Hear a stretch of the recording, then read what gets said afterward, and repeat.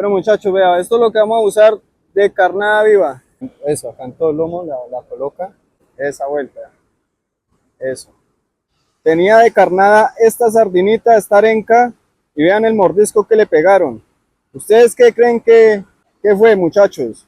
¿Una picuda o una dorada, no sé?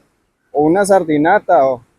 Díganme, ¿quién de ustedes nos puede decir qué fue lo que nos mordió acá, muchachos? Vean eso, vean esos mordiscos.